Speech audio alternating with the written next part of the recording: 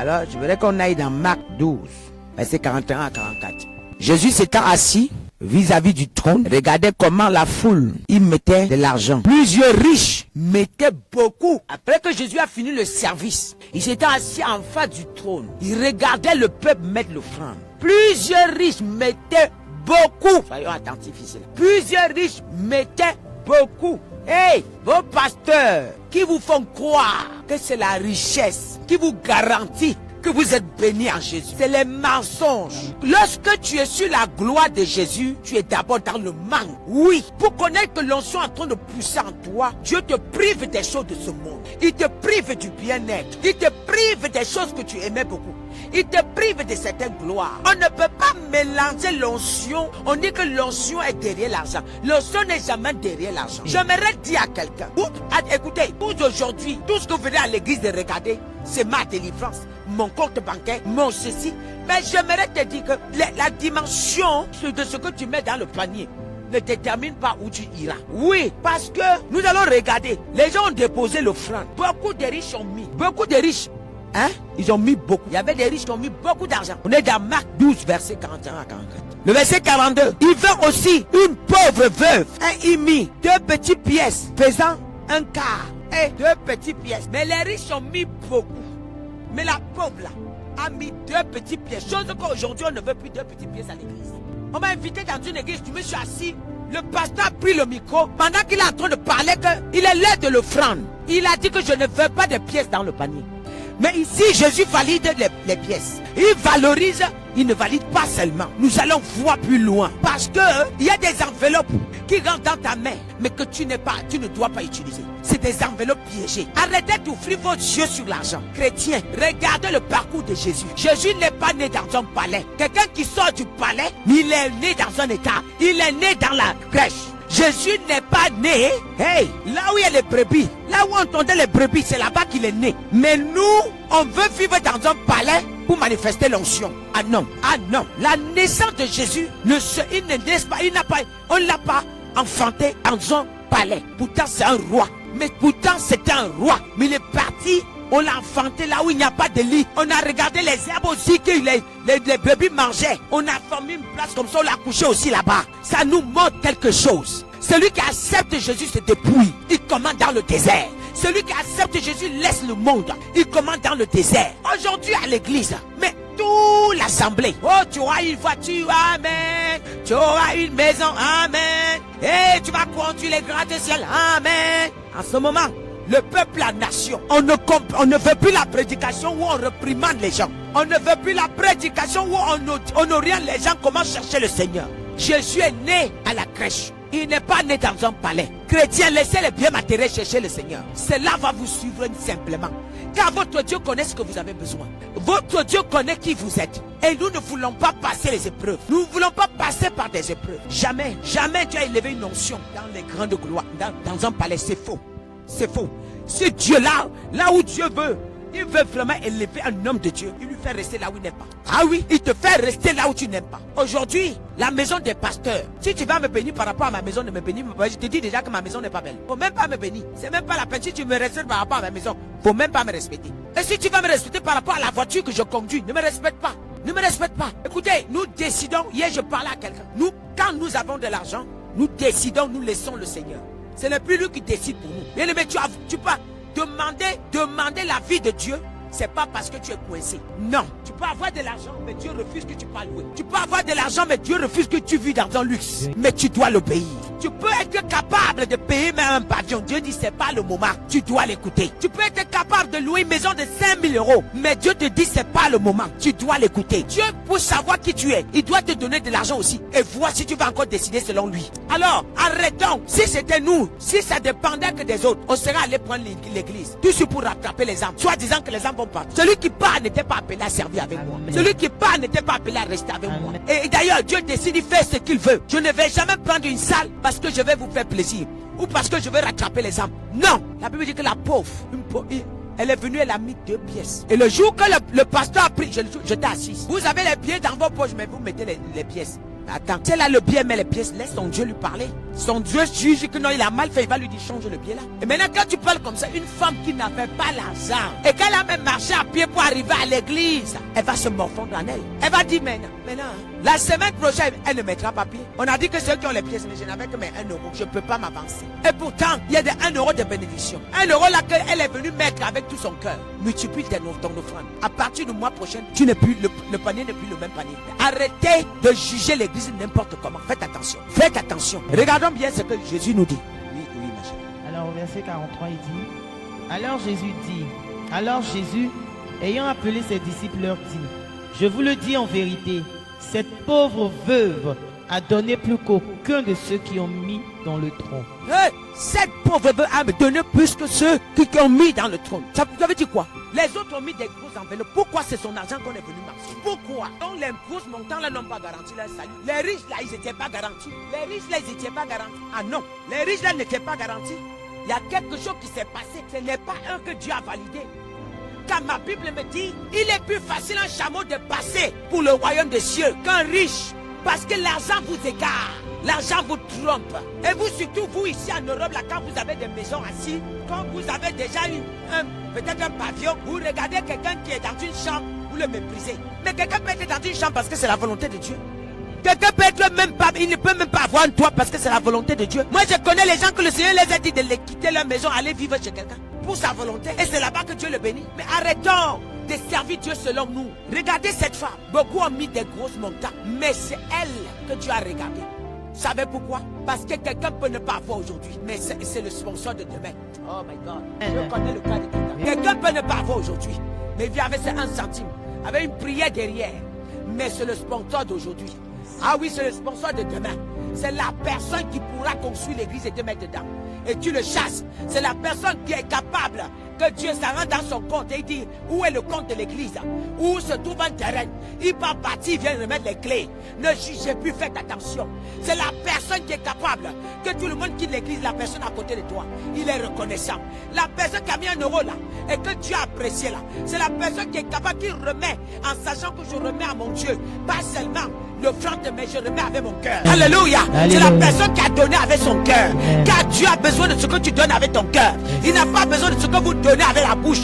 Et les cœurs sont noirs. Et les cœurs murmurent. Et les cœurs trahissent. Et les cœurs insultent. Les cœurs font mal. Car c'est de l'abondance du cœur que ça sort de la bouche. Bien-aimés, s'il vous plaît, lavons nos offrandes.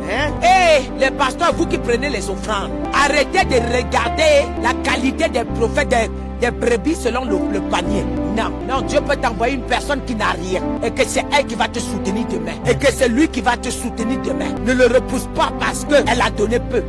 Parce qu'elle n'a pas. Merci. Je vais dire à un prophète, à un pasteur, parce que vous me suivez bien. Et vous m'écoutez. Vous avez chassé ceux qui vont vous soutenir pendant des moments difficiles. Vous avez refoulé ceux qui vont vous soutenir pendant des moments difficiles parce qu'ils ont mis une offrande qui vous a pas arrangé. Quel est même le pasteur qui regarde la main des gens quand il passe, ça passe au panier? Quel est même ce genre de pasteur? Quand tu commences à regarder la main qui va dans le panier, il y a un problème. Ton cœur n'est plus à Jésus. Quand tu commences à compter les bons nombres de personnes qui se lèvent pour mettre le panier, ton cœur n'est plus à Jésus. Je veux parler à quelqu'un. Que vous là, les faux prophètes sont venus vous dire tous les jours, il faut donner quand pour être béni. Il faut donner quand pour être béni. C'est voilà pourquoi vous vous plaignez. On m'a plumé. Est-ce que depuis que vous donnez les montants là, vous avez été béni? Vous avez été béni. Tout ce que vous donnez, c'est la pression des gens. Dieu n'est pas derrière. Toute offrande que tu donnes, selon la pression de quelqu'un, Dieu n'est pas derrière. Il y a plusieurs manières de donner l'offrande. Oui, toi qui donnes, ne donne pas sur la pression de quelqu'un. Donne sur la révélation. Le pasteur qui prie ne met pas la pression sur les brebis pour l'offrande. Laisse. Attention. Ils vont m'écouter. Et le prochain verset, ma fille. Car, le verset 44, car tous ont mis de leur superflu, mais elle a mis de son nécessaire, tout ce qu'elle possédait, tout ce qu'elle possédait, tout ce qu'elle avait pour vivre. Tout ce qu'elle avait pour vivre, vous comprenez? Alors je venais de vous dire quelque chose tout à l'heure. Ça veut dire que c'était une personne, tout ce qu'elle a, elle a donné à Dieu. Et tout ce qu'elle avait pour vivre, elle a donné à Dieu. Quand la Bible dit, celui qui perd sa vie, donc elle s'est négligée pour Jésus. Celui qui perd sa vie à cause de moi, lui redonnerait. Parfois, Dieu nous éprouve. Parfois, il y a des épreuves devant nous. Parfois, il nous reste 10 euros. Dieu te dit, donne-moi tout ça. Tu dis, mais si je donne, je vais rentrer comment? Pourtant, Quand Dieu veut débloquer quelque chose dans ta vie, pourquoi est-ce que Jésus, il n'a pas vu comment les gens ont mis, mais le Saint-Esprit est venu l'alerter qu'il y a une femme, une veuve qui vient de déposer quelque chose qui a touché le ciel. Ton offrande, le ciel doit voir. Ton offrande, le ciel doit recevoir. Les offrandes qui restent seulement en bas du panier et que le ciel ne voit pas. Voilà pourquoi tu n'es pas béni. Toute offrande qui sort de ta poche et que le ciel a validé, avant d'arriver chez toi, il y a une bénédiction qui suit cette offrande. Ça ne manque jamais. Je dis quoi? Ça ne manque jamais. Tout ce que vous faites sous la révélation a un bénéfice derrière, une grande récompense derrière. Et arrêtons aussi de donner l'offrande, amen, pour se faire voir à l'église, pour occuper les premières places. Arrêtons de donner l'offrande pour faire quoi? Pour occuper les premières places. Car les jours mauvais sont là. Les églises seront fermées. Mais qui va te voir maintenant? Toi qui venais à l'église pour que les gens te voient. Mais comme c'est fermé, qui te voit maintenant? Tu fais comment? Tu es obligé de t'exhiber sur Facebook, tu vois? Voilà pourquoi vous êtes obligé de faire les vidéos. Venez vous exhiber sur Facebook. Parce que vous avez tellement besoin de vous montrer. Et d'ailleurs même, les pasteurs préparent pendant qu'ils mangent et filment. Ça peut être une fois en passant. Ça peut arriver que tes enfants te voient.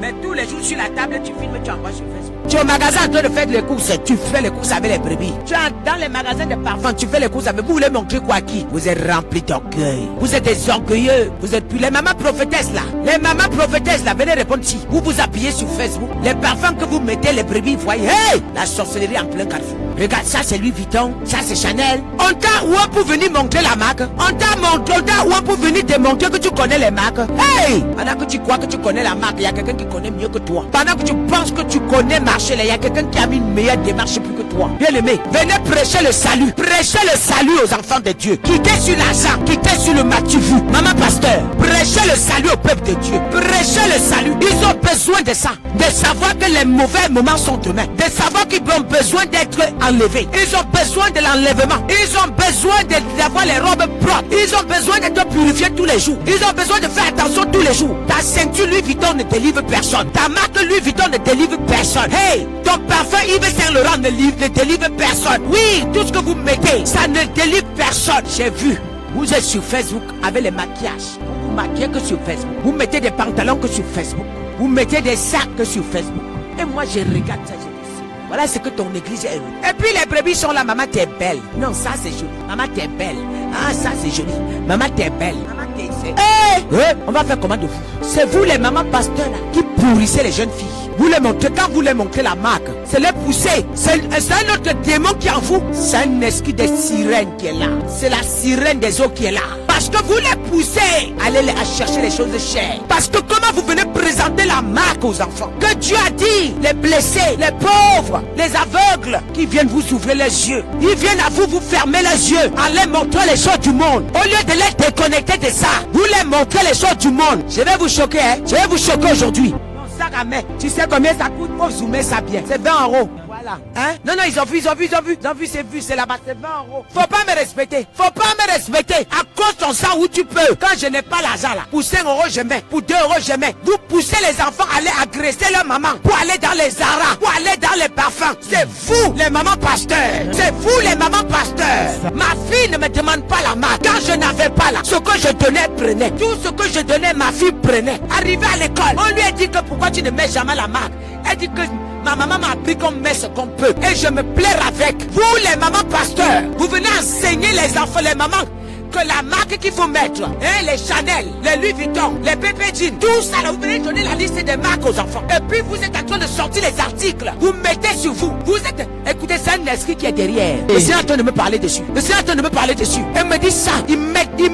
Ils sont en train de s'aimer la graine de la convoitise. La graine de la convoitise. Après cela, je suis obligé d'aller sortir avec les hommes pour voir la marque. Je suis allé coucher avec des gros, avec des riches, des sorciers, des serpents, pour venir, pour pouvoir t'habiller comme tu as vu ta mère pasteur faire. Hey! Et c'est elle-même qui vend la sorcellerie entrée à l'église. Changez votre comportement. Arrêtez. C'est les mamans pasteurs qui sont des problèmes aujourd'hui à l'église. C'est les mamans pasteurs qui sont des problèmes aujourd'hui à l'église. Accroche ton sang où tu peux. Pourquoi vous partez prêter de l'argent pour vous habiller? Pourquoi vous obligez vos maris à vous donner ce qu'ils n'ont pas? Pourquoi vous obligez vos enfants? Pourquoi les enfants obligent leur maman à donner ce qu'ils n'ont pas? Hey, c'est les mamans pasteurs aujourd'hui. C'est les mamans pasteurs. Ils sont à l'origine. Mais Dieu va s'occuper de vous. Dieu vous a envoyé prêcher le salut bientôt. C'est votre leurre. C'est votre heure de souffrance et du jugement. Du jugement. Parce que quand vous venez présenter aux enfants des gens, et pourtant, peut-être elle gagne 10 000 au mois. L'autre, merci, 100 000 au mois. Mais 100 000 au mois, tu vas acheter qu'un sang Louis Vuitton. Tu vas acheter qu'un sang Dior. Tu envoies tous les enfants chez Zara. Tu les envoies. Pourtant, elle pouvait faire avec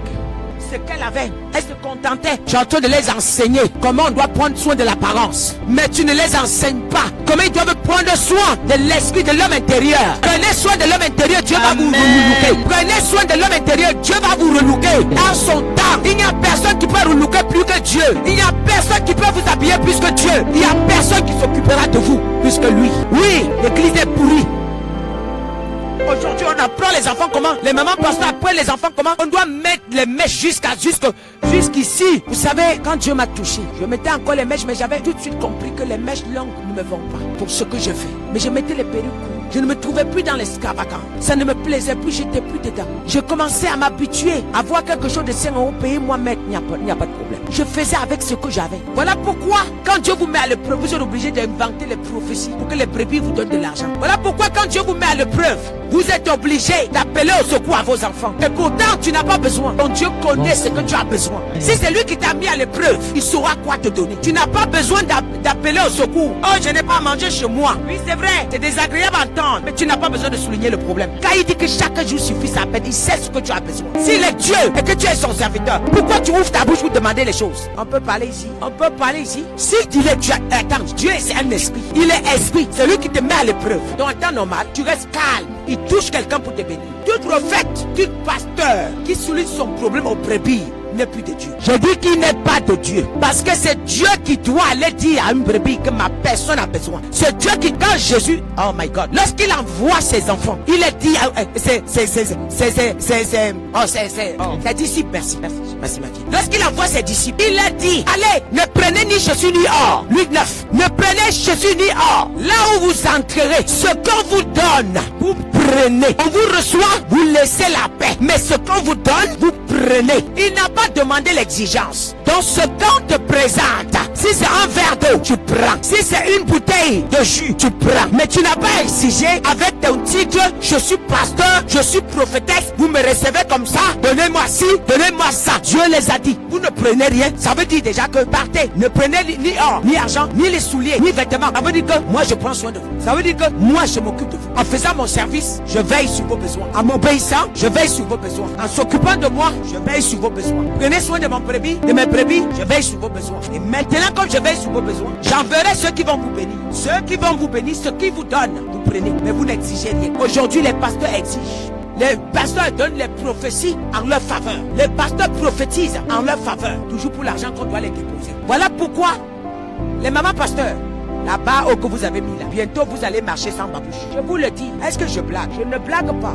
Maintenant que je parle, mes yeux sont ouverts. Je suis en train de voir. Maman pasteur, tu vas écouter ce message. Vous me suivez plus que tout le monde. Oui. Après là, vous allez venir ici. Vous allez partager le direct. C'est pour ça qu'il fallait couper l'enseignement. C'est après. Il fallait écouter le Saint-Esprit. Vous, maman pasteur, vous avez mis la barre haute. Mais là où Dieu veut vous mettre à l'épreuve, il va disperser vos églises. Il va disperser vos églises. Vous avez fait vos programmes sur l'église. Vous avez programmé dans la poche des brebis. Mais là, vos églises vont se fermer.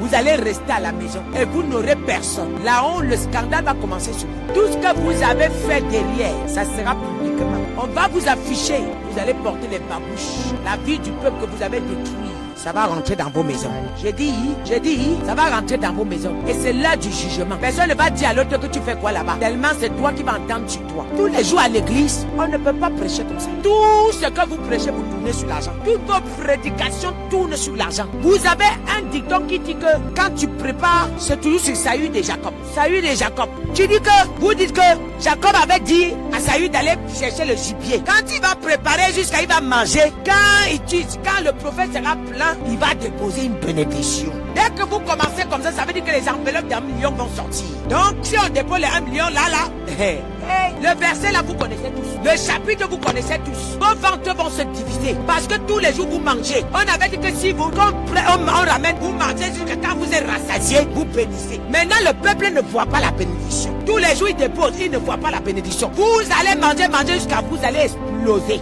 Rien ne va marcher. Vous allez exploser. Les ventres vont se diviser comme ça. Parce que vous avez menti. Maintenant, vos prédications dans le faux là vont se retourner contre vous. Ce que vous prenez en disant au peuple qui vous donne quand vous serez rassasié, vous allez prophétiser dans leur vie et vous allez les bénir. En retour, il n'y a pas de bénédiction. Tu prêches encore ça. En retour, il n'y a pas de bénédiction. Ce que tu as mangé là, ça va gonfler ton ventre. Tu vas voir ce que tu cherches. Eux tous, ils connaissent le verset. Eux tous, ils savent, ils connaissent le verset.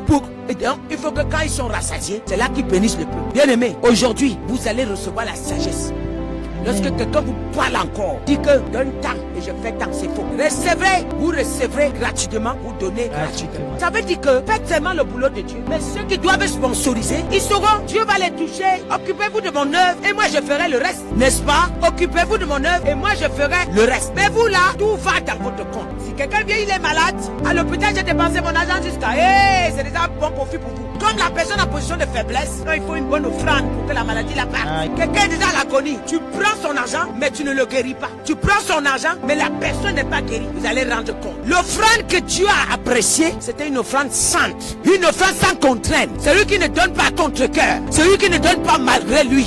Attention. Comprenez les rois de l'Éternel. Comprenez les voies de l'Éternel. Dieu, vos offrandes ne vont pas vous sauver. Mais votre qualité de service va vous sauver. Votre manière d'aimer le Seigneur va vous sauver. Vous aimez Dieu pourquoi? Pour quelqu'un? Vous faites le travail de Dieu pourquoi? Pour quelqu'un? Pour la servante de Dieu?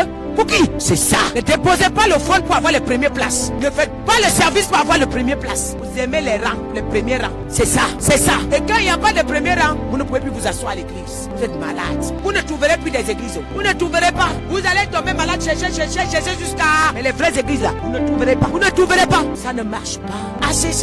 Nous avons assez souffert. Et le temps de Dieu est arrivé. L'heure du jugement. L'heure du jugement. Le Seigneur dit quand vous verrez une nation s'élever contre une nation, le frère contre sa soeur, le fils contre son père, les troublements, les troubles partout, les tremblements de terre, les inondations, sachez-le que c'est l'heure, mais que ça vient seulement juste de commencer. Le Seigneur dit sachez-le que c'est l'heure, mais que ça vient juste de commencer. C'est en ce moment que la prédication, que la parole de Dieu va naître et ça sera propagé partout dans le monde. Personne ne pourra stopper la parole de Dieu. Elle coulera. Mais sachez que vous pensez que Jésus arrive. Jésus n'est pas encore sur le chemin. Mais il est en train de montrer sa tête. Mais il n'est pas encore sur le chemin. Je vais vous dire, c'est le moment où le grand jugement va tomber. Et quand le grand jugement commence, ça veut dire, c'est le début. C'est le début de la souffrance de l'humanité. Parce que 65%, aujourd'hui même, 75% même %, parce que beaucoup disent qu'ils ont la Bible, mais ils mentent. Ils n'ont pas la vraie Bible. Voilà pourquoi Jésus va se retrouver devant le figuier. À distance, ça fleurit. À distance, le figuier semble à quelque chose de bon. On prêche la bonne parole. On exhorte les gens. À distance, on fait quoi aux gens que venez? On embellit l'église. On met les ornements. Il y a du monde. Il y a la bonne musique. Il y a la louange. Il y a la chorale. Mais tu rentres dedans, il n'y a rien. Voilà pourquoi Jésus s'approche du figuier. Il se rend compte que le figuier n'avait rien. Il a maudit. Et c'est l'heure. Parce qu'il est en train de frapper un à un toutes vos églises. Les gens qui ont l'œil sont en train de voir. Bien aimés, de toutes les façons, vos patrons sont déjà tombés. Mais vous ne pouvez pas tenir. Voilà pourquoi les troubles sont déjà dans votre camp. Et ça va sûrement. Je déclare ce soir, je vais prier dans la méditation. Je déclare ce soir, ton figuier ne sera pas seul. Mais ton maître ne sera pas surpris. Que Dieu ne soit pas scandalisé de ton ministère. Mais que tu sois une occasion de bonheur. Job, Dieu s'est vanté de Job. Dieu s'est vanté de Job. Bien aimé, vous connaissez ce que ça veut dire que Dieu se vante de toi? Je parle de ça, mon cœur saigne. Dieu se vante de Job, un homme intègre. Vous connaissez ce que ça veut dire être intègre? Je suis méprisé, mais je sers mon Dieu. Je suis insulté, mais je sers mon Dieu. Je suis rejeté, mais je sers mon Dieu. Je suis incomprise, mais je sers mon Dieu. Je ne suis pas honoré, je sers mon Dieu. L'honneur des hommes n'a pas de valeur, mais l'honneur de Dieu a de la valeur. Laissez-moi vous dire, les hommes ne t'honorent pas et que Dieu t'honore. Ces mêmes hommes finiront par t'honorer. Car Bartimée, lorsqu'il a crié, les hommes ne l'ont pas honoré. Ils l'ont dit tais-toi. Mais quand Jésus s'est retourné, il a dit je valide cette voix, j'honore cette voix. Mais ils étaient obligés, les mêmes gens qui l'ont rejeté, de venir le prendre et dire pardonne-nous, car le maître nous dit le contraire de ce que nous pensons. Dieu vient de nous dire le contraire de ce que nous pensons. Laissez Dieu vous justifier. Laissez Dieu parler pour vous. Laissez Dieu vous présenter au monde. Laissez Dieu vous présenter à l'église, mais ne vous présentez pas. Non, ça sera un mauvais service. Job, j'aime trop ça, Job. Wouh! Pendant qu'on le ridiculise, on a tout pris, on l'a insulté. Les gens qui l'ont béni, les mêmes gens, regardez l'humilité. Il a dit j'ai mon avocat qui répondra à ma faveur. On dit tout, il dit j'ai mon avocat. Bien aimé, Job n'avait pas donné une grande offrande, mais Job a servi bien l'Éternel. Job n'avait pas donné une grosse offrande, une grande enveloppe, mais Job a servi l'Éternel, il était intègre, il était fidèle. Laisse-moi te dire quelque chose, ton enveloppe ne va pas te qualifier. Non, ton service intègre va te qualifier. Je dis ton service intègre va te qualifier. Batimé a crié, mais c'est pas son enveloppe qui a parlé, mais c'est son cri de cœur. Pourquoi les hommes ont rejeté, mais Jésus a validé? Parce que Jésus voit ce que vous ne voyez pas. Ce que vous acclamez, Jésus n'acclame pas. Ce que vous applaudissez, il n'applaudisse pas. Mais ce que lui voit, vous ne voyez pas. Et si les hommes te jugent et que lui te qualifie, ils ne pourront jamais. Pendant que Batimé crie, Jésus dit ce genre de cri, mais familier, il a touché mon cœur. Le Père a validé son cri, donc je ne peux pas dire le contraire. Le ciel a validé son cri. Je ne peux pas dire le contraire. Amenez-le-moi. Ce soir, je veux dire à quelqu'un. Oh, que Jésus se retourne et dit qu'amenez-le-moi. Que Jésus dit dans ta vie, amenez-le-moi. Qui pousse tes ennemis, dit amenez-le-moi. Ceux qui te tiennent une barrière pour toi, qui les pousse, il dit amenez-le-moi. Qui les demande, ramenez-le-moi. Car j'ai reconnu sa voix m'est familier. Alléluia. Alléluia. Que ton offrande ne soit jamais une offrande pour séduire, mais que ce soit une offrande pour servir. Que ce soit une offrande, tu as donné de car lorsque nous travaillons à l'église, c'est lui qui valide. Celui qui est notre maître. Personne ne peut nous juger. Ils vont juger les hommes. Mais celui qui nous valide, c'est nous maître. Ton offrande te sauvera. Mais ta qualité de service te sauvera. Alléluia. Nous avons vu un homme, une femme qui a donné son offrande. Toutes les âmes lui donnaient. Mais Dieu ne l'avait jamais qualifié. Mais le jour qu'elle est montée, donnée avec le cœur, oh, l'offrande était acceptée. Donc on ne peut pas acheter Dieu, mais on peut bien le servir. On ne peut pas acheter Dieu, mais on peut se coucher. On ne peut pas acheter Dieu, mais on peut l'amener à nous regarder. On ne peut pas acheter Dieu, mais notre humilité, notre manière de le voir peut faire que Dieu a le regard sur nous. Alléluia. Moi, je vais prier pour quelqu'un ce soir. Je vais prier pour quelqu'un ce soir que ton cœur, oh, que ton épreuve ne t'éloigne point de Dieu, que ça te rapproche. Que ton épreuve ne t'éloigne point de Dieu, mais que ça te rapproche. Bien aimé, je connais les enfants que Dieu m'a. Parfois tu ne pouvais même pas les dire. Mais quand Dieu a touché ton cœur, tu ne pouvais même pas les parler. Comme Marie-Laure vous le disait la dernière fois. Que quand on lui parlait, c'est comme Dieu le tuait. Quand tu deviens un sujet de joie pour l'Éternel, tu fais la joie. Quand tu deviens un sujet de joie pour l'Éternel, tu fais la joie de tous ceux qui sont autour de toi. Quand tu deviens un sujet de joie pour l'Éternel, tu fais la joie de l'Éternel dans ton quartier, dans ton village. Et ça monte, et ça monte, et ça monte. Nous soyons ici. Déclare que nous soyons des serments de mes serviteurs distingués devant l'Éternel. Soyez des serments, des serviteurs distingués et reconnaissants devant le trône céleste. Au nom puissant de Jésus. La main de Dieu sur chacun. Nous avons passé un dimanche exceptionnel qui était formidable. Soyez puissamment bénis. Alors on a dit les enfants.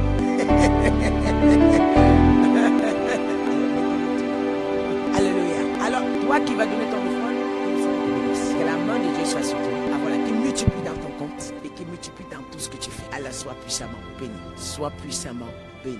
Sois puissamment. Voilà. Seigneur, tu les vois ici présents. Seigneur, tu les vois dans ta présence. Seigneur, tu les vois ici présents. Seigneur, tu les vois dans ta maison. Ah, bénis-les. Bénis-les. Bénis-les.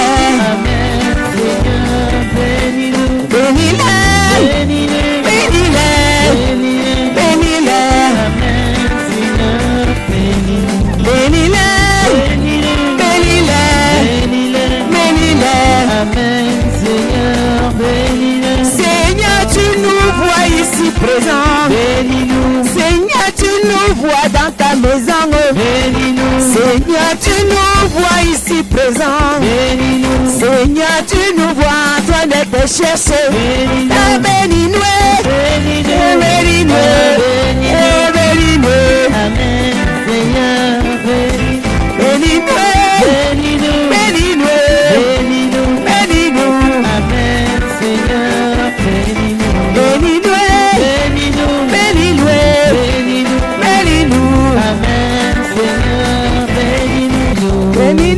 Bénis-nous, bénis-nous, bénis-nous, amen, Seigneur, bénis-nous.